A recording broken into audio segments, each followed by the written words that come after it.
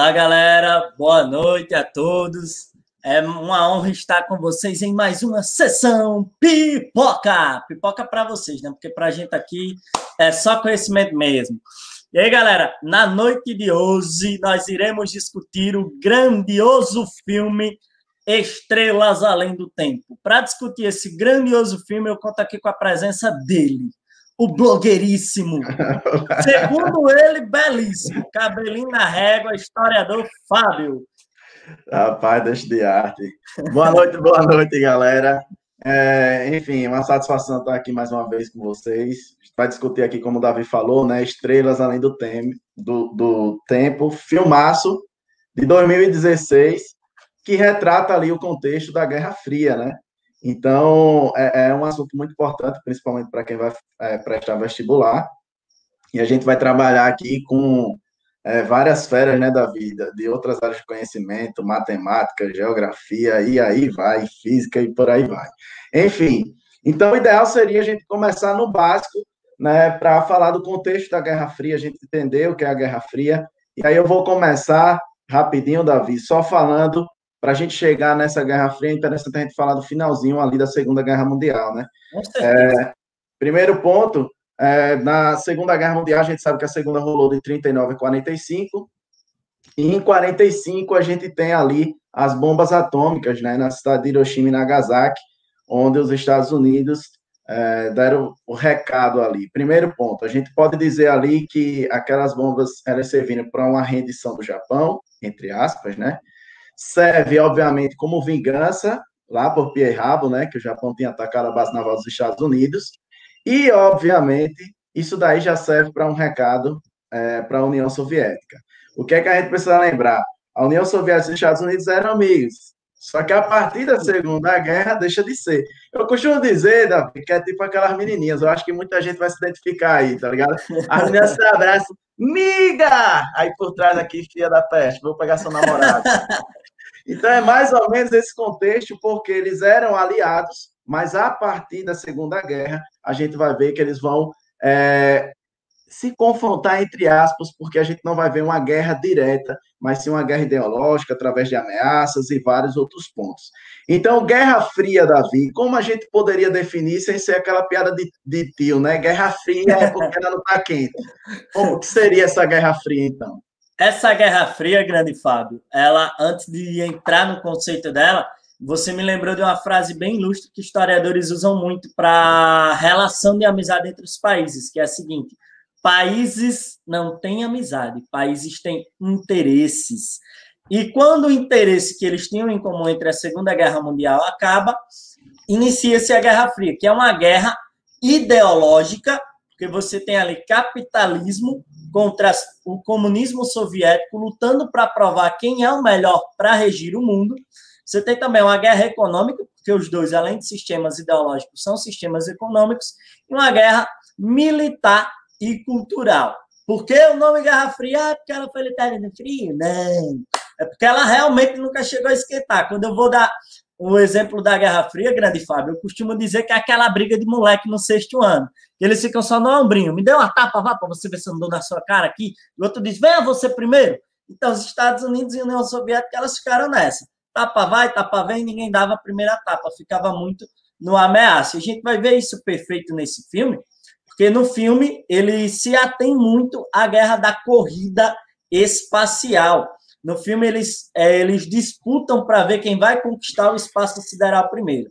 Galera, parece uma banalidade isso que eu vou falar, mas essa coisa que a gente vê só em filme, geralmente com Thanos e Coringa querendo dominar o mundo, existiu durante a Guerra Fria e continua hoje, certo? Eles queriam dominar literalmente o mundo e o mundo ficou tão pequeno que eles quiseram dominar também o espaço sideral. Grande Fábio, você pode dizer para a gente essa corrida espacial aí? Fechado. Aí a gente já vai, inclusive, já deixar o caminho para a gente iniciar o filme, né?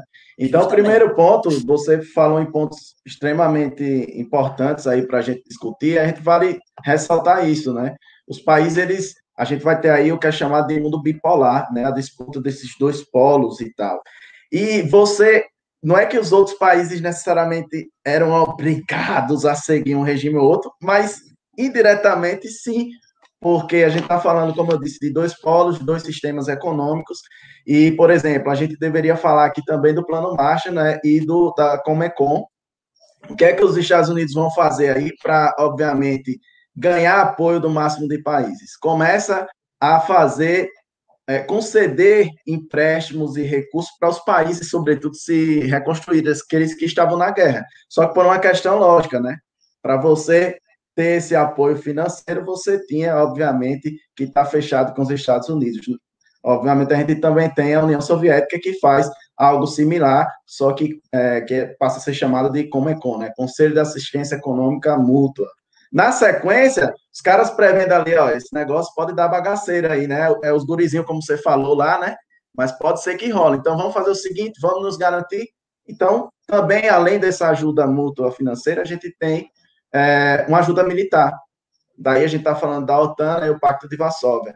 A OTAN por parte, né, dos Estados Unidos e seus aliados, e o Pacto de Varsóvia, a União Soviética e os seus aliados. Ou seja, a gente está só se encarando, mas se de repente alguém falar da mãe e rolar um tapa, nega, aí chegam os amigos para ajudar, né? Enfim, galera, tendo em vista isso, toda essa disputa, isso fica tão latente que surge aquela ideia de espionagem também, né?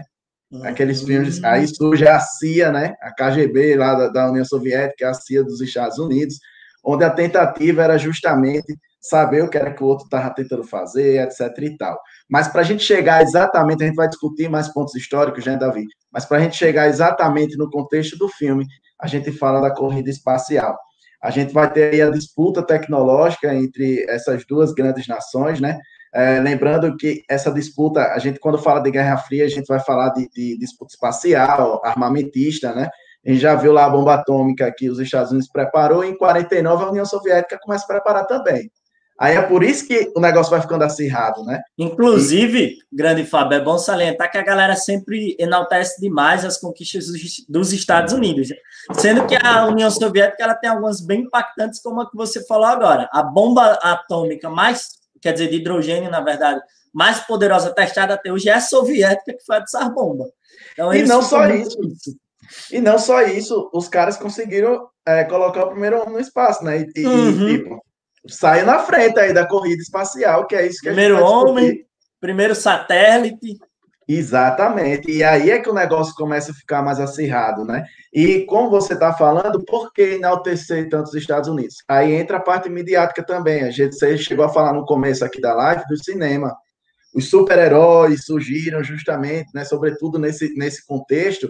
Não tem para onde, negão. Você está assistindo lá o filme Capitão América, por exemplo, você vai torcer, porque na sua cabeça ele é o bom, o resto é o mal. Então, a ideia do filme era justamente essa, né, Davi? Bem verdade.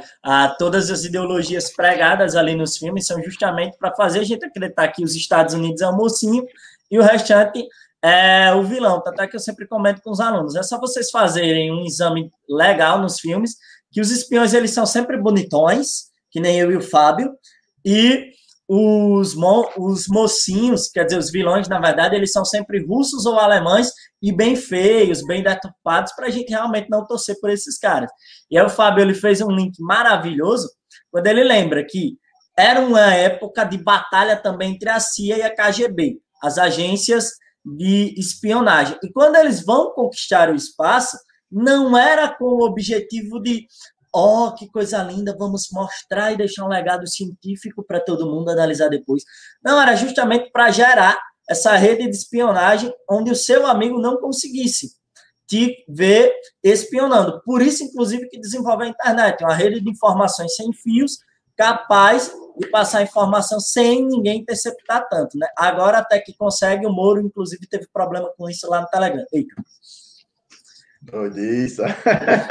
E aí, Davi, pegando esse gancho, já que a gente está falando dessa parte da disputa em várias áreas e, sobretudo, nessa corrida espacial, a gente está falando, de fato, corrida para ver quem chega primeiro mesmo. Então, a disputa, estudo, cálculos e mais cálculos.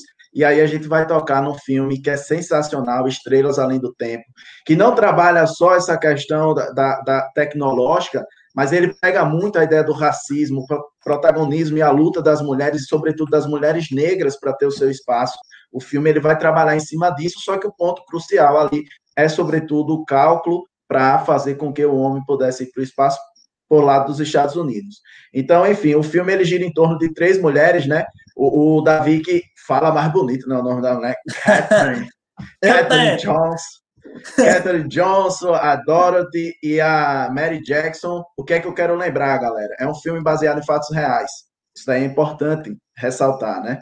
Então, o filme ele vai trabalhar em cima dessas 3 mulheres que trabalhavam na NASA e que eram negras, e aí tinham várias outras mulheres que faziam cálculos matemáticos, porque até então, e aí outra pessoa vai falar especificamente com essa questão tecnológica, mas os computadores eram enormes, demoravam para caramba, então até então, manual, as meninas eram desenroladas. E aí as mulheres faziam esse cálculo e tinha que ser bem preciso, né, para conseguir o resultado. Portanto, o que é que a gente vai fazer agora? A gente pode chamar outros profissionais de outras áreas para discutir essa parte tecnológica em si, que é o que o filme vem abordando, né? O filme ele vai girar em torno disso. Quem poderia entrar com a gente agora? O grande Tiagão. Salve, salve, pessoal. Boa noite. Tiagão, Fernanda, Geraldão. Oi. E aí, galera, como a gente poderia abordar e tendo em vista esse contexto da disputa espacial, o contexto de desenvolvimento científico e tecnológico dentro do filme? Vai lá, Fernanda, passa a bola para ti.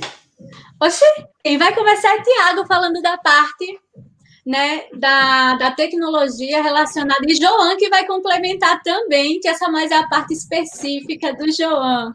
A minha parte é mais relacionada às mulheres na área das exatas. Joan começa e eu complemento a fala. Vai lá, Joan. Eu vou deixar. O Tiago vai falar um pouco mais dos cálculos, né, Tiago, na parte de física daqui a pouquinho, mas uma coisa muito importante que a gente percebe nesse filme especificamente, logo há um momento em que existe uma dúvida se os alunos, aliás, as pessoas que estão ali, que estão trabalhando, aquelas trabalhadoras, irão de fato continuar fazendo aqueles cálculos ou se as máquinas irão fazer esse processo. Acreditava-se que as máquinas fariam cálculo de uma forma muito mais rápida. Embora os computadores da época fossem bem diferentes, daqui a pouco eu vou trazer algumas imagens deles também, mas uma coisa muito importante que se tinha na época era essa afirmativa de que os computadores iriam substituir praticamente de forma instantânea o ser humano. E o filme deixa isso muito claro, que naquela época, além dos computadores não terem a eficiência que tem hoje, eles não conseguiam trabalhar com tantos pontos flutuantes, com tanta precisão.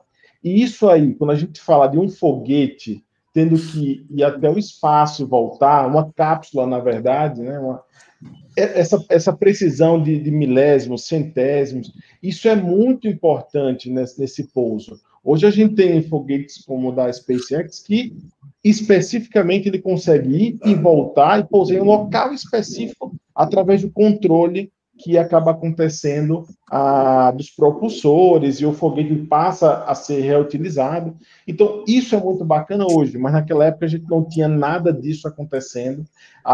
Na verdade, havia um estudo muito empírico também, tinha muito o praticar, né? Então, teve o ser humano não foi o primeiro ser a ir para o espaço, né? Então, isso acontece porque só queriam mandar, de fato, o ser humano quando percebessem que era seguro para ele ir para o espaço. Então, ele vai, ele volta, mas eles queriam gerar essa segurança primeiro, tá? Então, essa parte tecnológica, e não existe hoje tecnologia sem que a gente possa falar de física, sem que a gente possa falar de cálculo, porque basicamente, o que estamos aqui, a gente tem não vou entrar nesses detalhes, obviamente, mas o monitor que vocês não veem, a tela que vocês nos veem, é uma matriz de matemática, por exemplo, a base disso aqui é uma matriz matemática, né? Então, a gente tem uns pixels ali, e aí tem esses cálculos aí, mas tudo parte do binário, ou seja, o 0 ou 1, que é a ausência de energia e a energia sendo 1.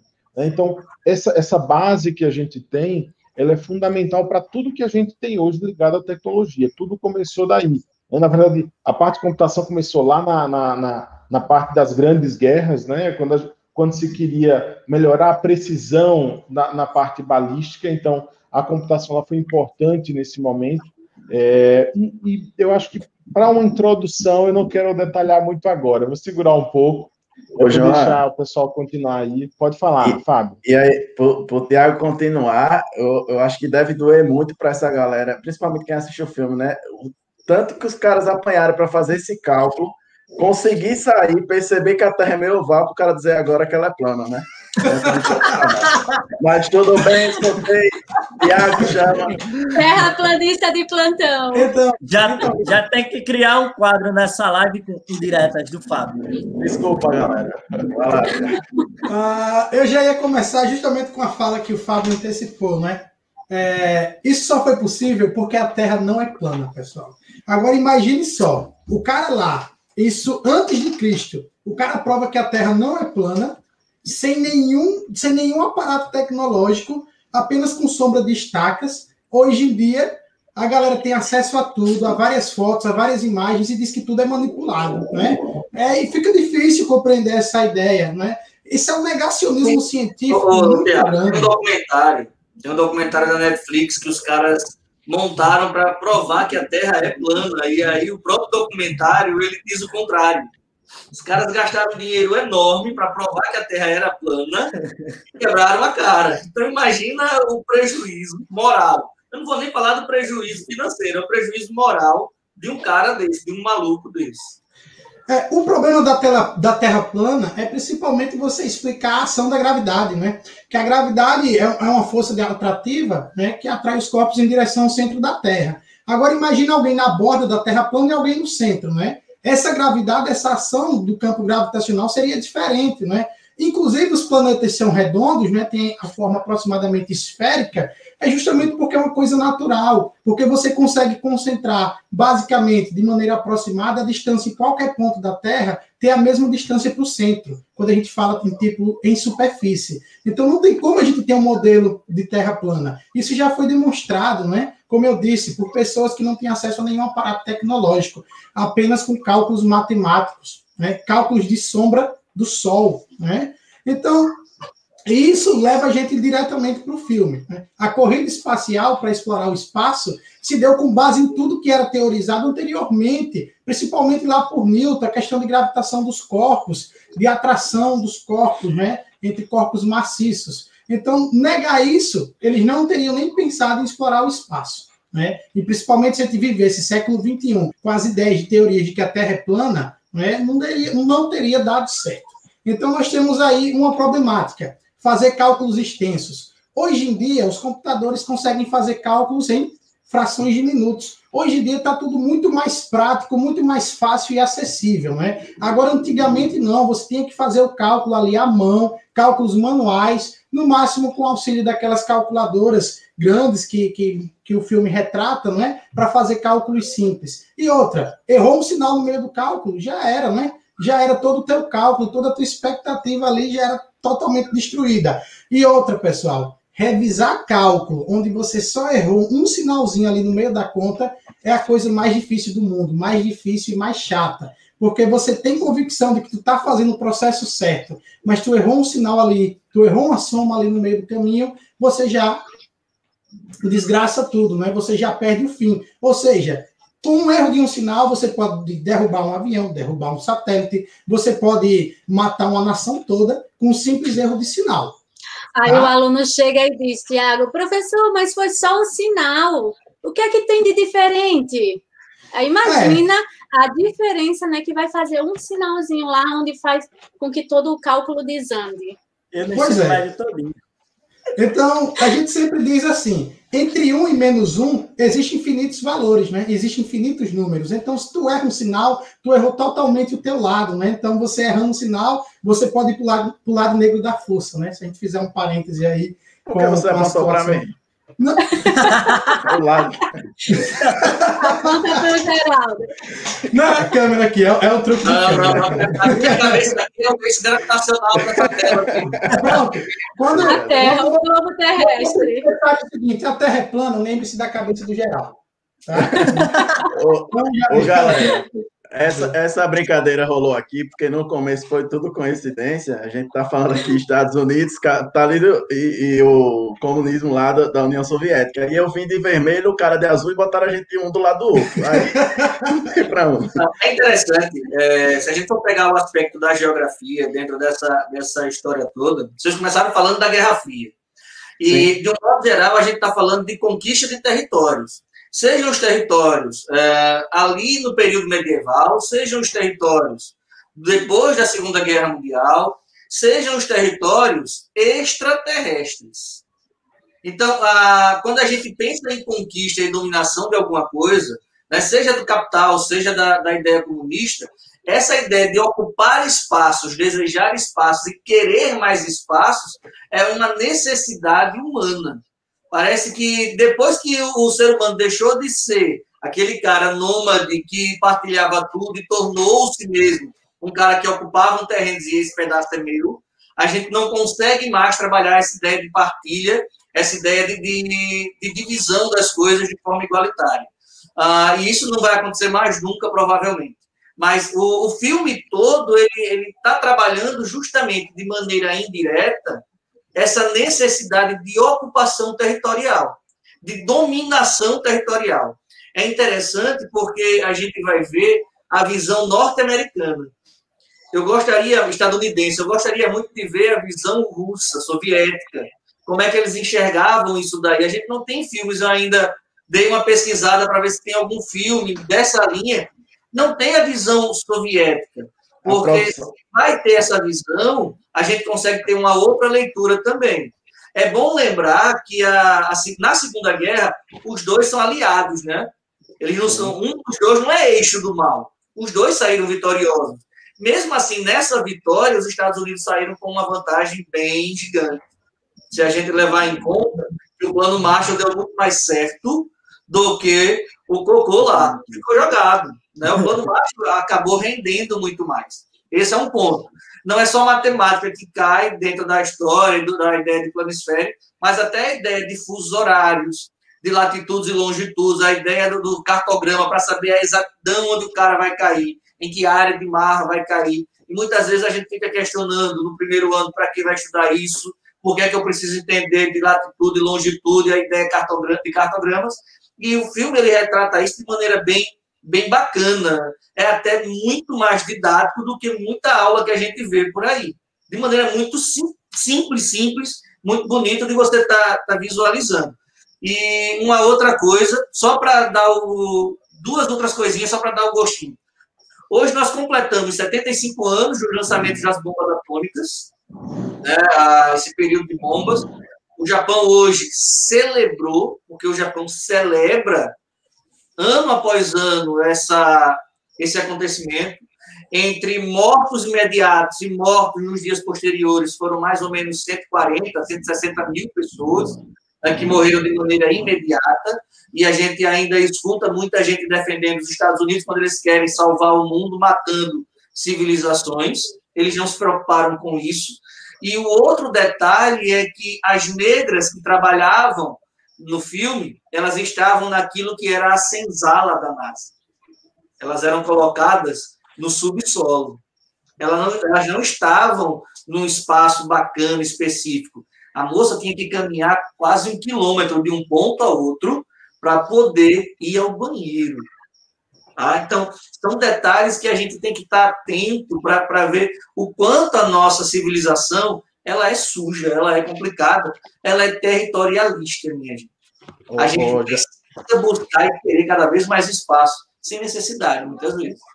Geraldo, é extremamente importante o que tu está falando aí, porque a gente entra numa temática que o filme ele aborda bem, não é o foco do filme, mas aborda bem, que é essa segregação racial que existia nos Estados Unidos, e inclusive em lei, né? E aí tem todo um processo histórico. Então, galera, vocês vão identificar bem no filme, o que Geraldo está falando é algo importante. Ele está falando da senzala, você vai ver na NASA lá, por exemplo, vai ter o banheiro para os brancos e os banheiros para o de cor, como era chamado negro. Até as escolas, Fábio, né? As escolas de negros e as escolas dos brancos. Até as bibliotecas também, as bibliotecas, o café era separado né? A questão da biblioteca também tinha os livros que eram adequados para os brancos e os livros que eram adequados para os negros. E nem todo livro o negro tinha acesso, né, àquelas informações. Tem uma cena do filme que o Geraldo falando, eu lembrei, que a Catherine, que ela era obrigada a andar quase 1 quilômetro para ir até... A Catherine, ela é obrigada a andar quase... Você tem inveja do meu inglês, né? Esse sotaque de chuteiro, ele é muito bonito, eu gostei. Obrigado. O meu reino agradece o elogio do seu filme. Diplomaticamente, estamos em paz. E aí, galera, ela é obrigada a andar esses 800 metros para ir ao banheiro. E o patrão dela, o Harrison, também nos peitos, ele fica encasquetado com isso. Oxi, por que toda vez que eu chamo essa mulher, ela não está aqui? E ele vai dar uma bronca nela. Quando ele vai dar essa bronca nela, ela também desabafa. E nisso ela fala uma frase que é de cortar o coração, de gerar uma reflexão, que ela diz: como é que eu posso trabalhar nesse local se nem na cafeteira que eu pego vocês tocam? Então, ali ela expõe todo o preconceito sujo deles que a Fernanda e o Fábio tocaram aqui agora. E aí o Fábio pode até ajudar. E um momento também, rapidinho, Fábio, rapidinho. Quando ela vai assumir esse o cargo, né, de computador, naquela época era chamado de computador, ela era o computador do rapaz lá, e que ela chega com a caixinha na mão, e os caras que estão lá, né, acham que ela é a menina da limpeza. Quem vai fazer a limpeza e entrega uma lixeira cheia de lixo que não foi trocado no dia anterior. Imagina a situação, né, dela chegar e ser recebida dessa forma. Exatamente. O fato de ser mulher e também ser negra. Exatamente. E aí, como a gente estava falando dessa questão da legislação e tal, é importante a gente lembrar do seguinte, né? Diversas figuras nesse contexto aparecem lutando contra essa segregação racial.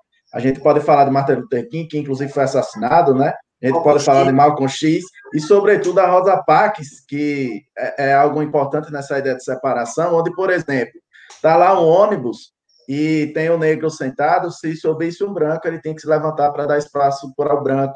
E Rosa Parks, por exemplo, ela fica bem conhecida no ano de 55 por se recusar a se levantar e, resultado, xadrez para ela por ter feito algo que ela achou que não é justo, porque eu vou me levantar se ele é igual a mim. Então, são figuras importantes que estão próximos a esse contexto. O filme, eu acredito que ele esteja falando ali de 60, 61, né? Mais ou menos isso na década de 60. E aí a gente está falando de figuras, por exemplo, o Martin Luther King, assassinado em 68, Rosa Parks, o episódio foi em 55, o Malcolm X em 65 também assassinado. E qual é o detalhe que eu quero chamar a atenção com isso que a gente está falando? É que a história, ela não funciona de forma linear, né? Então, tipo, ela meio que vai repetindo, não à toa a gente está vivenciando em muitos lugares, ou nunca parou de vivenciar isso, né? Está muito latente. Você pega nos Estados Unidos, a gente viu o episódio, que até agora está rolando uma convulsão social, e no Brasil é algo que, pelo processo também de escravidão que a gente teve, né? Ou tem, né? Depende. A gente vê o racismo muito latente. Tudo bem que por muito tempo não aparecia tanto, porque quase ninguém tem acesso ao celular, só que hoje, basta você abrir qualquer rede social, que você mais vê são absurdos, ou por parte do Estado praticando isso, ou um civil mesmo contra o outro. Então, é importante a gente destacar essas figuras nesse contexto. E outra coisa legal de destacar é um link que o Geraldo fez perfeito. Quando o Geraldo mostra as consequências dessa guerra de territorialidade ainda hoje. Porque esse Estados Unidos que conseguiu chegar até a Lua não conseguiu a igualdade social. A gente está falando de segregação racial aqui da década de 60, mas essa mesma segregação social está disfarçada quando ela assassina o George Floyd. A abordagem, se fosse um branco ali, não seria a mesma. E uma coisa bem legal em segregação racial, Fábio, duas, na verdade, e eu vou deixar para os colegas também, é a seguinte: a primeira, segregação racial, ela era lei. Ela era permitida pela lei. Então, isso nos mostra... Retratado no filme, quando uma das quer entrar... A Mary Jackson. Ela gostaria de entrar na universidade para fazer o que aqui seria uma pós-graduação. E era o juiz vai dizer, olha, infelizmente, pessoas de cor não podem estudar na universidade. Né? O triste, minha gente, o chato da gente falar sobre racismo aqui é que nós somos brancos. Os 5 que estão aqui, nós não somos negros. Nós não vivenciamos a realidade de sofrermos segregação, sofrermos questões raciais. Então, por mais que eu fale aqui sobre racismo, Davi, Fernanda, Tiago, Fábio, por mais que a gente tenha embasamento e fale, a gente não sofreu essa realidade, a gente não sofreu essa situação, né? E, infelizmente, o máximo que a gente pode fazer numa situação dessa é dizer, caramba, o nosso país, assim como a América, a gente ainda está muito atrasado no que diz respeito ao entendimento humano, porque o filme ele retrata a década de 60 e depois de 60 anos a gente está discutindo isso ainda. A gente esperou tanto chegar no século XXI e a gente continua tendo dentro das nossas salas de aula alunos que são educados para serem racistas, projetos de racistas. E isso acontece aqui no Reino de Arapiraca, no feudo de Junqueiro. É o contrário. É o contrário. Né? Isso acontece em Maceió, isso acontece lá no Recife, e acontece em qualquer parte do mundo. A gente vai encontrar jovens que são brancos, independente se ele vai estar na rede privada ou na rede pública, e que vão ser educados, literalmente educados, muitas vezes não por palavras, mas atos pelos pais, pelos cuidadores, pelos educadores, a serem racistas. Porque os atos, muitas vezes, vão ensinar muito mais. Então, aqui somos 5, beleza, a gente vai falar, vai debater, a gente vai quebrar o pau, mas a gente não viveu na pele. É como daqui a pouco eu querer me meter na ideia do feminismo e da importância da mulher dentro da realidade de hoje. Só quem pode falar isso com propriedade é Fernanda, porque ela passa por determinadas situações de ser julgada, de ser apontada, de ser questionada. Mas você é mulher em matemática, né? Então, muitas vezes essas coisas a gente pode até ponderar, pode imaginar, mas a gente não vivenciou isso, a gente não sofreu isso. A gente pode sofrer como nordestino, e aí a gente entraria numa ideia de regionalismo, né? Mas na pele, aí eu vou pegar a frase dita no filme, a nossa urina, assim como o nosso sangue, tem a mesma cor, tem a mesma propriedade. Né? O problema é que a gente se espelha simplesmente numa partezinha mínima da nossa existência e acha que isso daqui é o mais importante. E aí, Geraldo, uma coisa que eu quero pegar antes de jogar um feminismo aqui para a Fernanda é que tudo isso me levou a um questionamento do porquê que continua todo esse racismo mesmo depois de 60 anos. Os livros de história comprovam por que continua. Quando o livro de história ele vai tratar sobre segregação racial, ele faz quase que uma menção honrosa por obrigação do Martin Luther King e do Malcolm X. Ele não trata todo o movimento. Tanto é que essas mulheres elas não são citadas em livros de história. Então, os próprios livros de história, na verdade, os autores de livros de história, eles têm uma dívida ainda com essa galera a pagar. Exatamente. E numa partezinha do filme, quando elas já sofriam um preconceito por ser mulheres e estar ali dentro, né, na área das exatas, na parte do cálculo, e também por ser negra. Cada vez mais que ela estava avançando, aquele cargo que ela almejava, eles dificultavam lá no PEL as exigências, né, para que eles não pudessem chegar naquele determinado patamar lá que ela queria conseguir. E nisso foi quando ela foi procurar o juiz, né, para pedir por ele que intercedesse por ela naquela situação, que além dela dominar aquela área, né, e ela tinha propriedade daquilo que ela estava fazendo, ele intercedesse para que ela pudesse estudar na escola de branco, porque era um curso que era apenas para os brancos e não para os negros. E também, além de ser um curso de branco, apenas para homens, né, porque as mulheres na área das exatas, elas sofrem com esse preconceito, que a mulher ela não vai conseguir, que ela não tem inteligência suficiente para tratar com propriedade aquilo que vai levar a como é que se diz, de fato? Ao sucesso. Que na maioria, não todos os homens, mas a maioria dos homens pensam que as mulheres não têm inteligência suficiente para estar ali. Eu vivi, quando no curso, né, de matemática, a sala praticamente cheia de homens, e toda inocente no curso de cálculo. Cheguei para o professor, para ele citar exemplos de onde que eu iria encontrar aquilo ali na minha vida, exemplos do dia a dia. Que a gente que está estudando aquilo quer saber onde que vai aplicar aquele cálculo. E ele me respondeu curto e grosso, só não é na cozinha. Então, ali a gente já sofria com isso, que mulheres não podiam fazer matemática, estava ali, que aquilo ali não seria utilizado na cozinha. Creio eu que se fosse um dos meninos que chegasse e fizesse essa pergunta, com certeza ele iria aplicar aquela situação a uma questão do dia a dia, certo?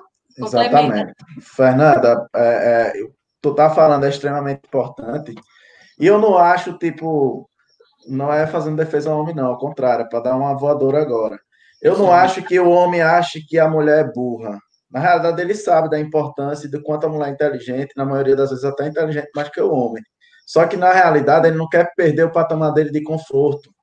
Então, o quanto ele puder atrapalhar a mulher para que ele continue nos melhores cargos, recebendo melhor, ele vai fazer isso.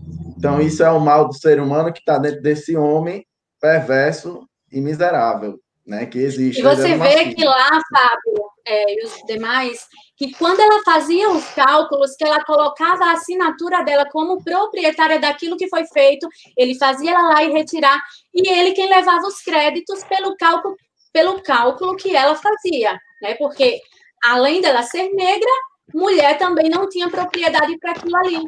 Né? A mulher, antigamente, ela teria que ser vista apenas para cuidar da casa, dos filhos e do marido, e só. A mulher não tinha o direito de adquirir conhecimento, de avançar em alguma área que fosse para os homens. Isso é importante, Fernanda. Eu queria acrescentar aqui uma questão e mostrar a importância da educação também, da gente discutir temas como esse, para abrir um pouquinho a mente. Em qual sentido? Imagine que a gente vê também muitas mulheres reproduzindo discursos machistas, e isso tem um sentido porque faz parte da educação dela. E eu sempre lembro e toco nesse assunto. Eu lembro que quando eu estava fazendo faculdade, eu morava em Penedo, vinha todo dia para Arapiraca, eu precisei ficar na casa de uma pessoa para dormir e tal. E minha mãe sempre ensinou, né? Comeu, beleza, mamãe não arrancou a mão, vai lá, lava o seu prato. Beleza, eu fazia isso normal. Só que aí, velho, teve um dia que eu fui lá, comi, lavando o prato, veio uma guriazinha de, jura você, era 3, 4 anos no máximo, passava disso não. A menina olhou, saiu correndo, né? Beleza, achei que tava brincando. Daqui a pouco veio a família todinha. Menino, sai daí, rapaz, isso é coisa de mulher. Aí eu digo, ué, que é isso? E aí eu percebi, imagine que aquela criancinha que tá ali, pequenininha, escutando aquilo, e vai crescendo escutando aquilo, é óbvio que ela vai reproduzir aquilo. Então, a partir do momento que a gente vai discutindo isso, a gente vai abrindo a chave. Peraí, por que eu, enquanto mulher, eu não posso buscar espaço? Por que eu não posso estudar? Então, é importante também esse lado. O que é que vocês acham? Eu acho, Fábio, um detalhe bem legal. Tiagão, quer falar? Se quiser, pode chamar a pancada. Rapidinho aqui, também na minha época, tem aquela coisa, né, que jogar bola era coisa de homem, que mulher não podia fazer, né? Também mais um exemplo clássico aí desse machismo institucionalizado em nossa sociedade. Só para abrir um parêntese aqui rapidinho, né? Marie Curie, né, cientista francesa, ganhou 2 Nobels, tá? Um de física e um de química, por trabalhos em radiação.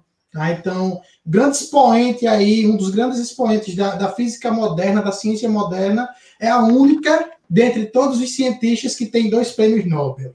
2 prêmios Nobel. Até Einstein só tem um, tá? E esse é um dos filmes onde a gente tem ranço do Sheldon, o Jim Parsons, que é o Sheldon de The Big Bang Theory. Aquele cara ali no filme, pelo amor de Deus, dá vontade de você pegar a televisão, jogar no chão e pisar a cara dele. Pode continuar, Davi, daqui a pouco eu volto.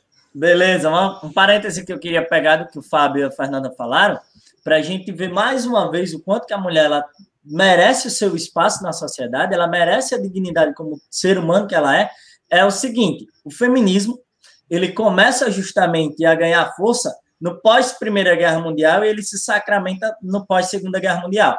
Justamente pela perda de vários homens, as mulheres elas tiveram que assumir os lugares deles como chefes de família e trabalharem, porque literalmente estava faltando homem.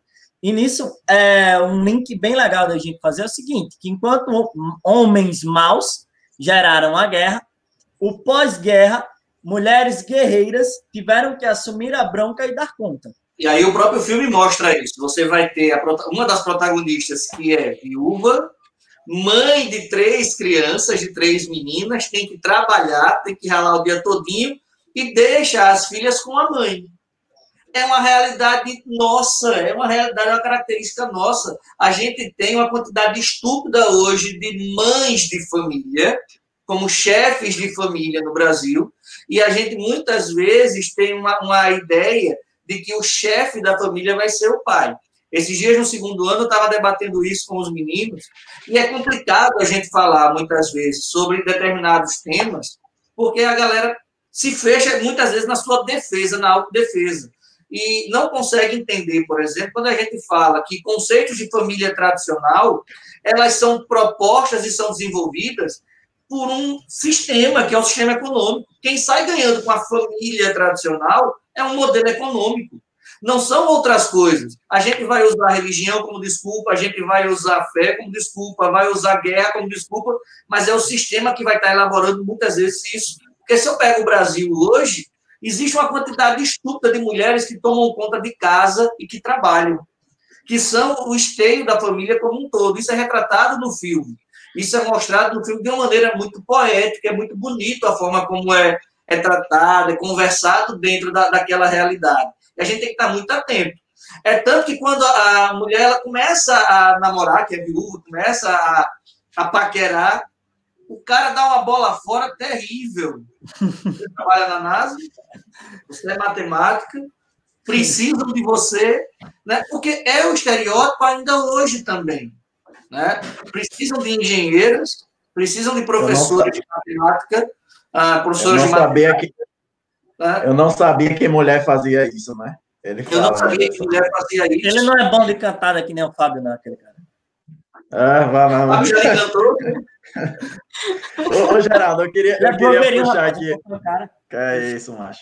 Ô, Geraldo, eu queria puxar um ponto aqui importante, que aí talvez você poderia, inclusive, ajudar a gente. No filme, inclusive, foi falado do João inicialmente, né? Ele traz aquela ideia do computador que estava surgindo, né? E surge aquela ameaça para as mulheres que eram chamadas de computadores, né?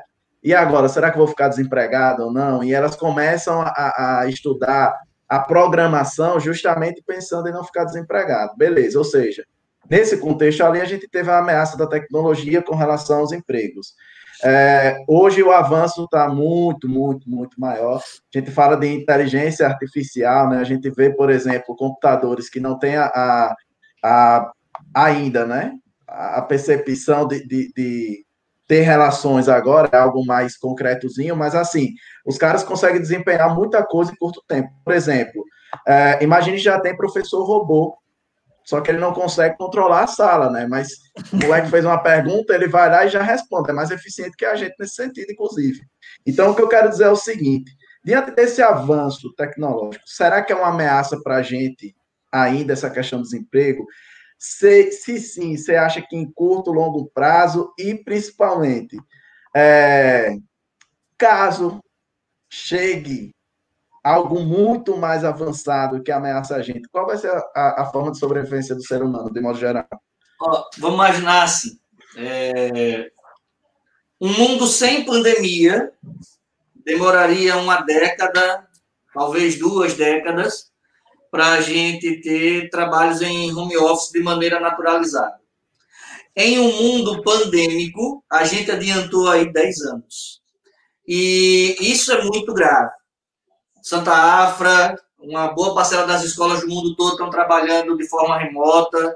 Acho, por exemplo, que o Santa Afra ele está num nível de excelência muito bom, muito bacana da gente imaginar a ideia de aula. É lógico, é evidente que nada é melhor do que a presença dos professores e dos alunos no mesmo espaço, Mas, se eu imaginar que o Santa Afra pode ser um conjunto de várias escolas, então basta ter um professor para várias escolas, um professor de geografia para várias escolas, um professor de história para várias escolas.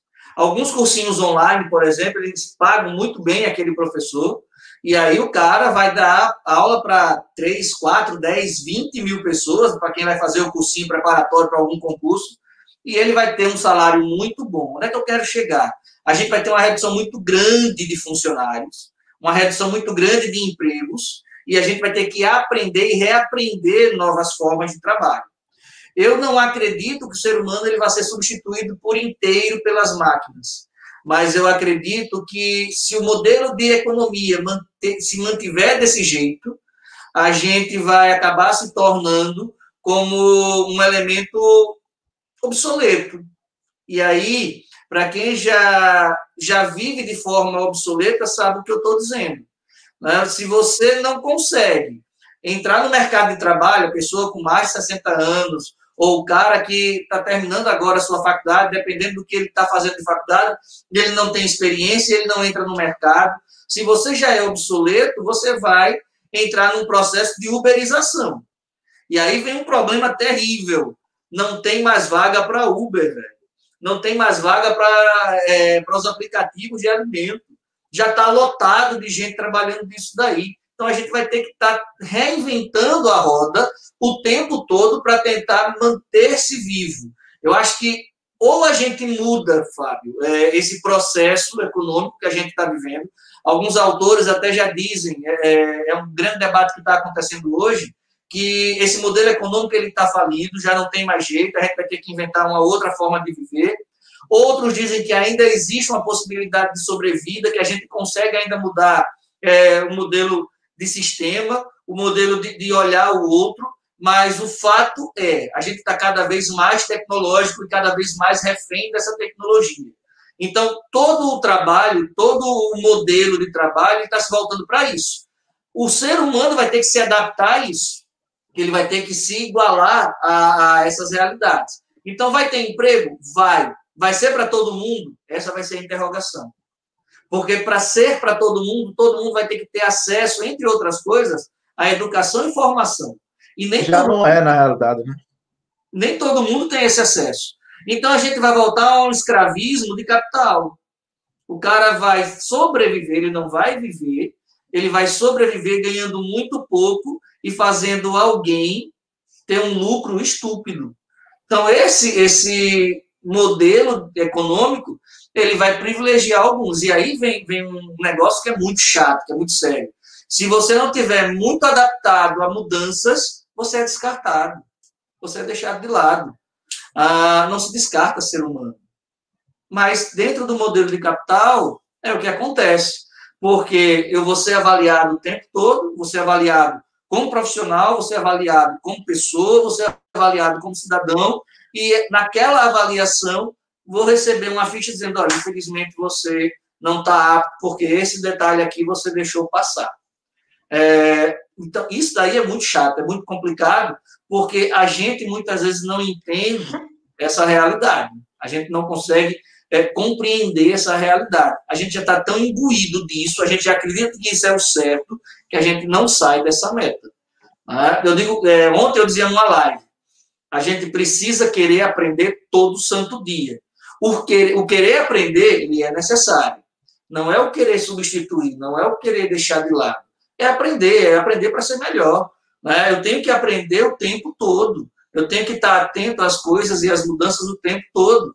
Mas eu não posso me achar melhor do que o meu filho que está no 6º ano. Melhor do que a minha filha que está no 1º ano. Porque eles têm expertises que são muito melhores do que as minhas. Eles têm capacidades muito melhores do que as minhas. Nem eu estou fora do padrão de mercado, nem eles estão dentro também. Existe aí um equilíbrio que a gente tem que ter, e isso daí é importante. Falando em equilíbrio, eu acho que o Tiago ele vai querer falar alguma coisinha dessa ideia aí, ele estava querendo fazer uma apresentação, eu acho que em cima daquilo que o filme faz, mostra para a gente. É isso, Tiagão? É essa ideia? É isso aí, Geraldo. Falar um pouquinho da ciência exata em si, falar um pouquinho da física, do filme, né? Mas de uma forma também simples, porque não adianta aqui eu querer deixar a coisa mais difícil para que não se torne interessante, né? Então a gente vai tentar simplificar a coisa. Vocês têm a imagem do primeiro satélite que foi posto em órbita na Terra, que foi pelos russos, o Sputnik, né? Então o satélite ficava orbitando aí ao redor da Terra e depois ele retorna, né? Então vamos lá. Qual é o primeiro passo para você colocar um corpo qualquer em órbita na Terra? Então o primeiro passo que você tem que vencer é a força gravitacional terrestre, né? A força gravitacional. Basicamente, a gente tem no dia a dia. Joguei essa bolinha de papel, ela sobe, mas ela cai, né? Então, você vai precisar de um impulso muito grande para você mandar algo muito grande, né? Com a massa muito grande, primeiro para a órbita terrestre, né? Então, esse é o primeiro passo. Vencer a força gravitacional, né? Então, como é que é feito isso? Por exemplo, na missão Apolo 11, por exemplo, quando eu lanço um satélite, ele tem que sair com um impulso de aproximadamente uma velocidade aí de 27.800 km por hora. Imagina essa velocidade. A gente anda aí nas velocidades mais rápidas aí que a gente anda na aviação comercial, é ali de 980 km por hora até 1.000 km por hora aí de velocidade relativa. Então, imagine algo ser lançado a 27.800 km por hora para poder conseguir vencer essa força gravitacional da Terra e conseguir chegar à órbita. Mas, quando ele chega na órbita terrestre, ele está livre da força gravitacional? Não, pessoal. Ele não está livre. Só que ele vai ter uma velocidade suficiente para tentar fugir do campo gravitacional da Terra. Aí o que é que a Terra faz? Puxa ele em direção ao centro. Aí ele tenta fugir, ela puxa ele em direção ao centro. E nesse movimento aí de tentar escapar e de tentar voltar, aí é que eu tenho um corpo orbitando na Terra. Eu tenho aqui uma simulação tranquilinha para a gente ver como é que funciona um satélite qualquer. E agora, deixe-me ver. Pronto. Então, vocês têm aí basicamente uma simulação onde eu tenho um satélite, vocês estão vendo aí do lado que essa massa do satélite é a massa da estação espacial, né? Vocês têm aqui um vetor velocidade, vocês têm aqui a força gravitacional da Terra puxando. Então, se eu der play aqui, você tem um satélite orbitando aí a Terra, né? Orbitando aí acima, no caso, da atmosfera terrestre. E aí ele vai continuar orbitando justamente porque ele tem uma velocidade suficiente para tentar escapar do campo gravitacional da Terra, mas automaticamente essa força gravitacional faz o papel de força centrípeta, ou seja, uma força que sempre puxa esse corpo em direção ao centro.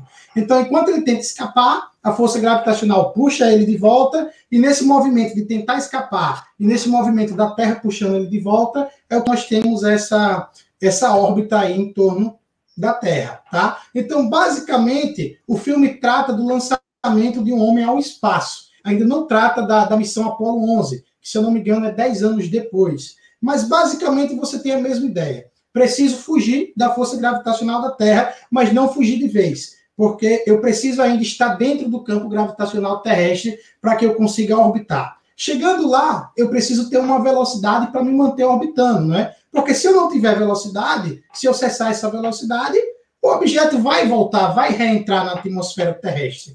Então, eles tinham essa problemática que eles já conseguiam resolver esse problema, né? Eles conseguiam lançar para o espaço, eles conseguiam manter em órbita. O problema era entrar novamente dentro do espaço terrestre, era trazer o cara de volta, trazer o astronauta de volta para dentro da nossa atmosfera, para dentro da nossa superfície terrestre. E é aí que se tem toda a problemática do filme, o cálculo para ele conseguir reentrar aí dentro da atmosfera terrestre. Só que aí nós temos outro problema. O atrito, gente, é tão grande de algo que entra na nossa atmosfera terrestre com uma certa velocidade que esse objeto entra em combustão instantânea se não tiver uma proteção térmica, por exemplo.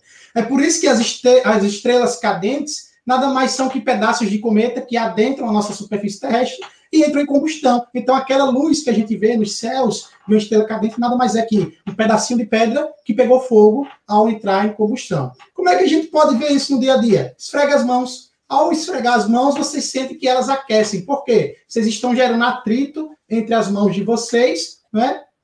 e aí esse atrito acaba aquecendo. Então, imagine isso multiplicado aí milhares de vezes, é o que acontece quando você tem aí uma espaçonave reentrando na atmosfera terrestre. Então, toda a problemática do cálculo é isso, é a reentrada. Eles conseguiram estabelecer um ponto onde essa cápsula aí vai conseguir reentrar com segurança, com todas essas situações, né? E aí é onde eles têm o maior trabalho no filme, que é justamente calcular essas coordenadas precisas para você limitar dentro de um campo ali, dentro de uma área quadrada, de uma área ali, no caso, de uma área onde eles tivessem ciência que esse módulo ia cair para que eles pudessem fazer o resgate, tá? E o cálculo feito à mão, não é? Vocês podem ver, quem assistiu o filme ou quem já assistiu, eles tinham quadros gigantescos para desenvolver esses cálculos, tá? Então, eles tinham esses quadros gigantescos, tá? Justamente para que eles desenvolvessem o cálculo. Não tinha nada de computador. Inclusive, chegou lá um dos primeiros computadores,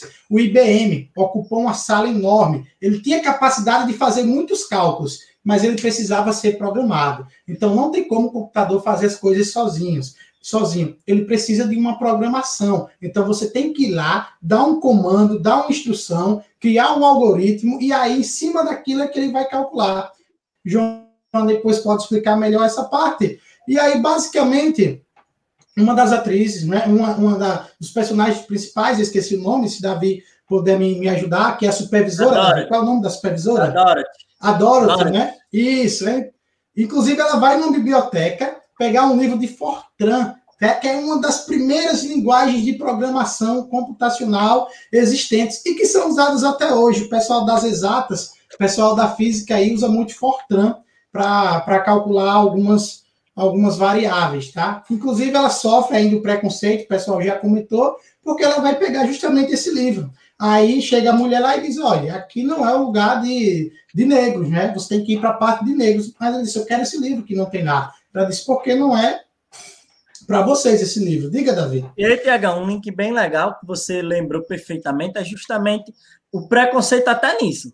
Porque eles limitavam o acesso ao conhecimento para a população negra, o que é uma vitória grandiosa dessas mulheres. Porque a Dorothy, mesmo que o Tiago fez questão de lembrar, ela foi a primeira mulher negra supervisora da NASA e até hoje ela é considerada um dos maiores gênios que passou pela NASA. Ótima lembrança, Tiago.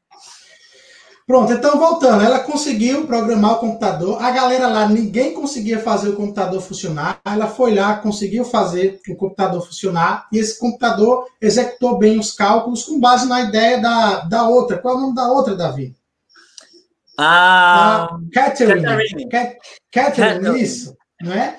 E aí, inclusive no dia do lançamento, o IBM, o computador, deu 2 cálculos diferentes. Tinha dado um no dia anterior e tinha dado outro. E ela foi chamada para revisar esses cálculos, inclusive conseguiu calcular com mais casas decimais de aproximação do que o próprio computador, tá? Então, nessa época e nesse quesito de programação, sempre vai precisar de um ser humano justamente para revisar os cálculos. O computador é uma máquina, ele pode falhar. Então, nós temos que estar presentes justamente para conseguir ver se essa decisão foi perfeita. E aí, com base no que ela calcula, com base no que o computador calcula, eles conseguem achar o ponto de reentrada. Só que aí eles ainda têm problema, né? Porque a manta térmica, que era a manta que ia suportar essa fricção do calor, né, em contato do atrito com a atmosfera, dá problema, mas ainda assim o astronauta consegue retornar.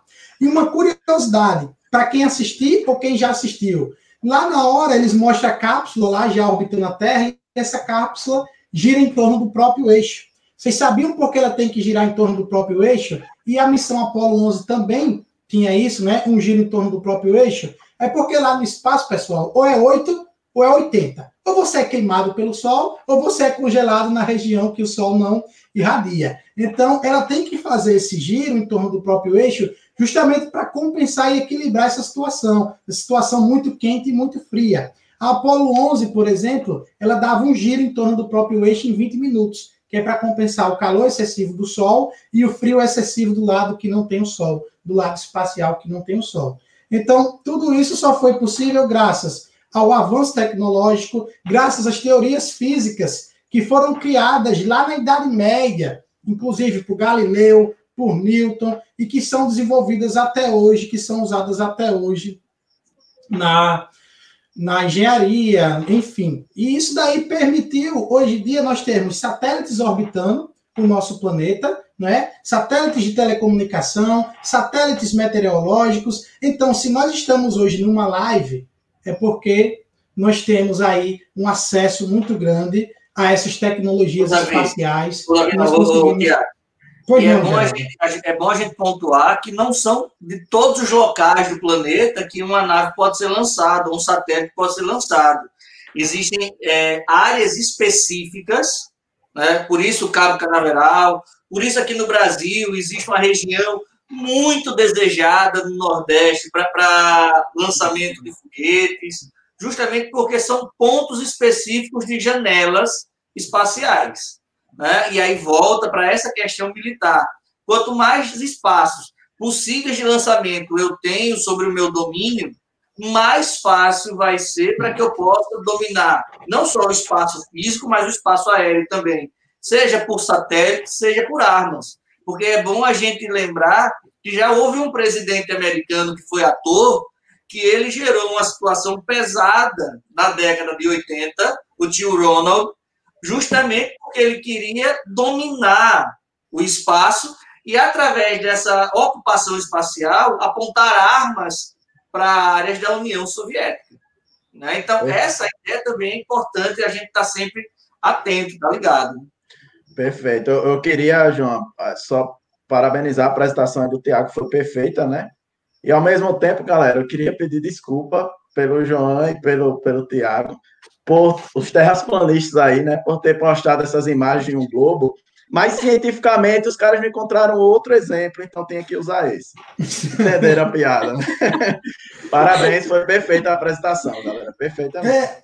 Então é isso, pessoal, tá? E aí, hoje em dia, nós temos um avanço, um acesso tecnológico muito grande, onde nós não precisamos mais fazer cálculos à mão. Hoje em dia, o João pode falar melhor, é tudo modelado, tá? Imagine, há anos atrás, há décadas atrás, os arquitetos faziam projetos à mão, né, desenhando à mão, aí tinha aquela questão de perspectiva, de escalas. Hoje em dia, não.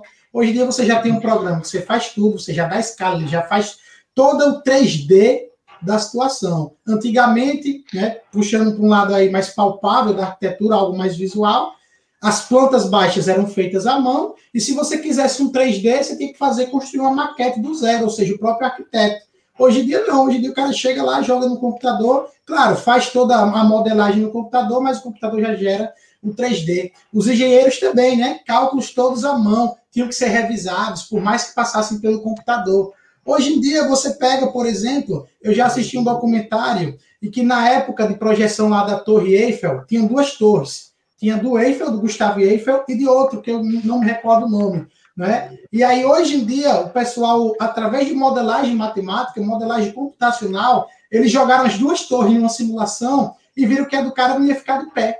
Né? A única que ficaria de pé é que está hoje, né? Lá em Paris, que era do Eiffel. Então, hoje em dia, está tudo mais tranquilo. Hoje em dia, você já tem aplicativo que resolve a equação para você, já faz 1001 coisas para você. Então, se acomodou muito também com isso, né? A tecnologia, ela vem para ajudar, ela vem para fazer o bem, mas muitos usam para fazer o mal ou usam para relaxar, para se acomodar. E não pode se acomodar. Tudo bem que o estado de menor energia é um estado natural, né? A natureza tende ao equilíbrio de menor energia possível, ou seja, ficar deitado sem fazer nada. Mas vocês têm as ferramentas hoje em dia. Saibam como usá-las para o bem, tá? Usá-las em prol da humanidade. O que alguns fizeram, né? Então, querendo ou não... Pois não, João. Não, pode finalizar essa fala e eu falo em seguida. Certo. Querendo ou não, apesar de ser uma guerra fria, apesar de ser uma corrida espacial por superioridade, mas ela foi muito importante para o desenvolvimento tecnológico, para o salto tecnológico que nós temos hoje em dia. E agora eu passo a bola para ti, João. Eu vou, antes de explorar melhor esse tópico aí, eu vou passar o Fernando aqui a 2 minutinhos, mas eu queria fechar um ponto importante sobre o que o Thiago comentou da arquitetura, né? E não só sobre a arquitetura. Mas hoje em dia, inclusive, até o final do processo de modelagem, ele acaba conseguindo ser além de você conseguir simular isso virtualmente, fazer cálculos, nesses cálculos, ele simula, inclusive, ali não vem especificamente em arquitetura, mas entra a parte de engenharia nesse sentido, onde você consegue verificar a força aplicada em um ponto específico do projeto, do plano, da lâmina. Então, assim, além de tudo isso, a gente conseguiu chegar alguns anos atrás naquilo que foi uma febre há um tempo atrás, que foram as impressoras 3D. Então, hoje em dia, você consegue até imprimir colorido uma maquete, por exemplo. Obviamente, o custo ainda é elevado, não se compara aos custos anteriores, mas o fato é que nós temos hoje um modelo muito mais palpável. Hoje em dia, tudo que a gente quer, a gente fala hoje da viagem à Lua, embora a gente não consiga ir ainda com tanta facilidade, existem vários projetos que tratam sobre isso. A própria SpaceX está muito nessa linha, a Boeing também vem trabalhando muito nisso aí, né? Então, mas além de falar sobre isso, a gente consegue visualizar esse tipo de situação através de softwares, de aplicações que nos permitem ter uma noção do que se passa, do que se passou. Aquelas imagens que nós colocamos ainda há pouco aqui, elas falam, são justamente da missão Apollo 11, que eu vou tratar daqui a pouquinho. Vou falar um pouco dessa parte da computação também, de forma mais compacta, porque o nosso tempo está apertado. O pessoal de humanas gosta de falar muito, né, Tiago? Vai deixando a gente meio de canto. Mas eu vou deixar a Fernanda falar agora primeiro. Deixa só fazer claro, um adendo, claro, João. À vontade. A questão... Deixa eu ver que eu perdi aqui o raciocínio agora. Peraí, tu estava falando da modelagem, não é? Então joga para a Fernanda. Se eu lembrar, eu faço adendo. Perfeito. Acabei passando aqui na minha. Pronto, voltando aqui, né, falando sobre todo esse fato histórico, né, e tudo isso se deu graças a nós mulheres, né, as 3 mulheres negras que se esforçaram bastante, se dedicaram bastante e, assim, não se intimidaram, mesmo sofrendo todo o preconceito e todo o racismo, né? Aí na imagem está mostrando a primeira matemática da história, né? A Hipátia de Alexandria. Por que ela é chamada assim? Chamada Hipátia de Alexandria porque ela morava na Alexandria, lá no Egito, e ela foi a primeira matemática da história, a primeira mulher matemática, né? Ela foi muito influenciada pelo pai, né, a seguir essa carreira, a estudar as ciências exatas, artes, religião, e nisso, quando ela começou o seu ensino, né, ensinar em várias escolas daquela época, né, também muito influenciada nas bibliotecas, porque ela contribuía muito com os cálculos daquela época e ela seguia muito a linha de Platão. E nisso ela começou a causar inveja, certo? Naquela comunidade, por ela ter um conhecimento muito amplo na área das exatas, e nisso começou a revolta, né? Naquela época, as pessoas que se revoltaram achavam que por ela ter esse grande conhecimento na área das exatas, ela deixava de lado o cristianismo. E nisso, um dos fatos, né, que conta que ela voltando para casa, ela foi atacada, onde nesse ataque arrancaram os cabelos dela, né, arrancaram os braços, sua roupa, e pegaram o corpo e jogaram dentro de uma fogueira. Porque naquela época, as mulheres ela não tinham o direito de adquirir o conhecimento. E ela, por ser a primeira mulher, e por ser a primeira mulher na área das exatas, ela sofria esse preconceito. Né? E quando ela estava na sala de aula, ela não tinha distinção de ensinar apenas aos que creem lá no cristianismo. Não, era um geral. Né? Ela não tinha esse de diferenciar ali a questão da religião. Isso não comprometia a ela. E mesmo o fato dela ser da área das exatas, isso não queria dizer nada que ela não tinha as crenças dela na religião. E mesmo assim, ela foi julgada, né, dessa forma, onde ela acabou sendo morta. Foi uma morte trágica por essa situação. E lá no filme, ele mostra muito a parte dessa persistência, né, das mulheres serem ousadas e, assim, não admitir serem diminuídas porque vestem uma saia e não ter o conhecimento conhecimento suficiente. Isso é importante, de vocês, mulheres, não serem intimidadas devido a esse preconceito. Tanto o machismo, né, quanto o racismo, e o filme, ele detalha muito, ele foca muito nesses detalhes, né, que até mesmo em uma das cenas, em várias das cenas lá, até a própria colega de trabalho, né, a mulher branca, ela também tinha esse preconceito com a Catherine, é isso, Davi? Não. Ela tinha esse preconceito com a menina lá da administração, né? Ela não subia de cargo por conta da cor dela. Mulher negra não tinha esse direito, né? Mulher negra não tinha o direito de adquirir o tal conhecimento, de adquirir tal posição. Isso nós nos vê, né, muito hoje em dia, das mulheres estar em um determinado cargo, a mesma função do homem, e não a questão do salário, né? Não receber a mesma coisa, o mesmo, que é aquela mesma promoção que geralmente é voltada mais para o homem, né? Mesmo seguindo a mesma profissão, não ter tanta valorização nessa área. Um bom exemplo é a disparidade do que ganha jogadores de futebol feminino para o que ganham jogadores de futebol masculino.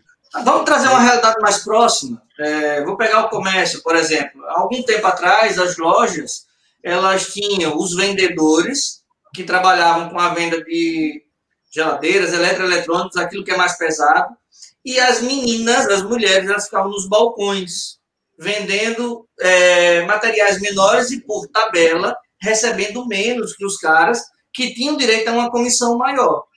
Aí você vai encontrar alguém que diz assim, eu nunca vi esse negócio de homem e mulher ganhar diferente. Se fosse desse jeito, colocaria todo mundo que é mulher para trabalhar e elas é que iam ganhar o dinheiro para o cara, porque ele ia pagar menos. Não, minha gente, não é desse jeito que se trabalha essa realidade, não. Não é assim, não. Às vezes a gente não entende que não basta ganhar mais, tem que se sentir superior. Você tem que estar num outro, você tem que olhar para quem é inferior a você. Muitas vezes o machismo ele se desenha desse jeito. No trabalho, você achando que é melhor do que o outro, olhando de cima para o outro. Perdão, Fernando. Ô, Geraldo, posso acrescentar um ponto, Fernanda? Vai e lá. aí, pega nessa questão aí, e aí Fernanda poderia falar também, a questão do próprio assédio, né? Das mulheres sofrem no seu ambiente de trabalho, muitas vezes até para ser promovida só vai se tiver caso com o cara que esteja no cargo acima, etc e tal. E aí, pegando o gancho que Fernanda falou, a mulher tendo a mesma função que tu falou, a mesma idade e a mesma escolaridade, assumindo a mesma função, recebe em torno de 30% a menos do que o homem.